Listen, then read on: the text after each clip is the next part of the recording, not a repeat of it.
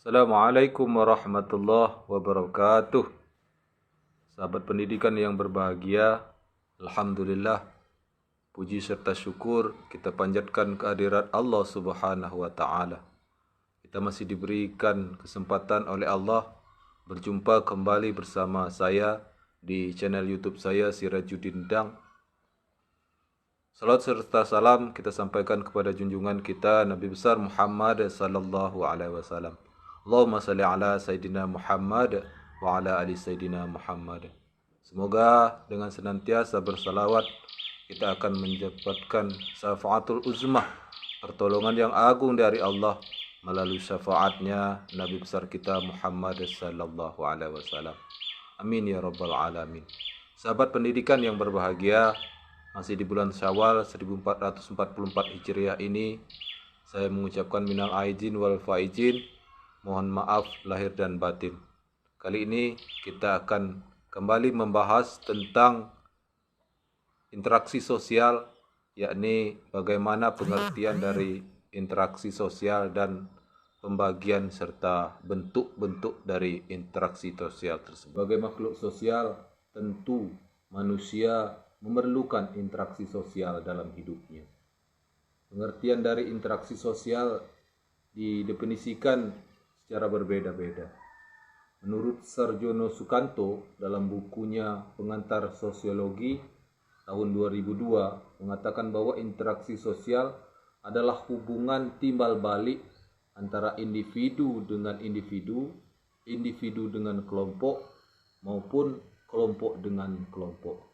Sedangkan menurut Basrawi tahun 2005 mendefinisikan bahwa interaksi sosial merupakan hubungan yang dinamis yang mempertemukan orang dengan orang, kelompok dengan kelompok, maupun orang dengan kelompok. Nah, dasar terjadinya interaksi sosial adalah kontak dan komunikasi. Seorang mahasiswa misalnya yang sedang bergegas menuju ke kampusnya, lalu bertemu dengan mahasiswa lainnya, kemudian mereka saling sapa, saling tegur, itu disebut dengan kontak sosial. Komunikasi terjadi bila seorang mahasiswa tersebut kemudian berjabat tangan dengan mahasiswa lainnya, ya tadi secara berbincang-bincang mengenai materi perkuliahan. Komunikasi terjadi setelah ada informasi yang disampaikan bisa bersifat komunikasi satu arah atau dua arah. Sebagai makhluk sosial, manusia selalu hidup berkelompok atau senantiasa ingin berhubungan dengan manusia lainnya. Manusia merupakan makhluk yang mampu berpikir untuk melakukan sesuatu, makhluk yang harus diajarkan sesuatu agar melakukan sesuatu. Sahabat pendidikan yang berbahagia, menurut Charles dalam modul sosiologi yang diterbitkan oleh Kementerian Pendidikan dan Kebudayaan, bahwa interaksi sosial memiliki ciri-ciri. Yang pertama, melibatkan lebih dari satu orang. Kemudian terjadi komunikasi antara pelaku melalui kontak sosial. Kemudian memiliki tujuan yang jelas dan terdapat dimensi waktu yang meliputi masa lalu, masa kini, dan masa depan.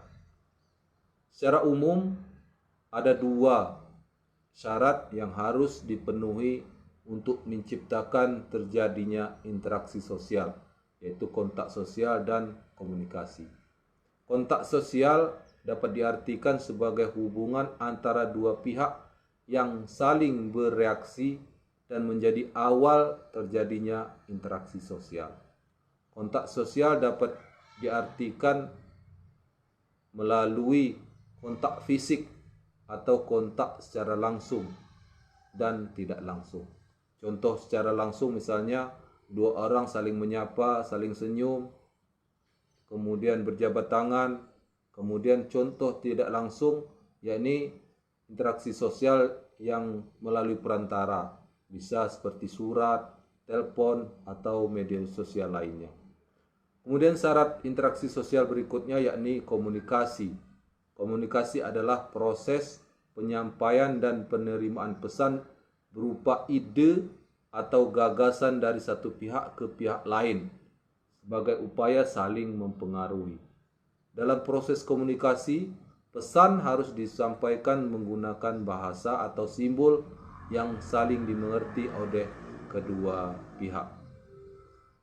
Bentuk-bentuk interaksi sosial mengutip dari modul interaksi sosial yang disusun oleh Dr. Asep Mulyana, secara garis besar dapat dibedakan menjadi dua bentuk, yakni interaksi asosiatif dan interaksi sosial disosiatif. Bentuk-bentuk interaksi sosial asosiatif, yang pertama kerjasama, merupakan usaha bersama antara individu atau antar kelompok untuk mencapai tujuan bersama. Kemudian akomodasi adalah suatu proses penyesuaian diri untuk mengatasi ketegangan dari individu atau kelompok yang saling bertentangan. Kemudian asimilasi, secara sederhana asimilasi diartikan bahwa peleburan dua kebudayaan menjadi satu kebudayaan. Dan akulturasi merupakan penerimaan dan pengolahan unsur-unsur kebudayaan asing tanpa menghilangkan unsur-unsur budaya asli. Sahabat pendidikan yang berbahagia, interaksi sosial berikutnya yakni interaksi sosial disosiatif. Bisa persaingan, proses sosial yang melibatkan individu atau kelompok dalam mencapai keuntungan tanpa adanya ancaman atau kekerasan. Kemudian kontravensi merupakan proses sosial yang ditandai oleh adanya sikap dan perasaan tidak suka yang disembunyikan. Bentuk proses sosial ini berupa antara persaingan dan konflik. Kemudian interaksi sosial disosiatif berikutnya adalah pertikaian. Pertikaian adalah proses sosial ketika individu atau kelompok berusaha menentang pihak lain dengan cara mengancam atau menggunakan kekerasan untuk mencapai tujuannya. Kemudian yang terakhir, interaksi sosial disosiatif berupa konflik.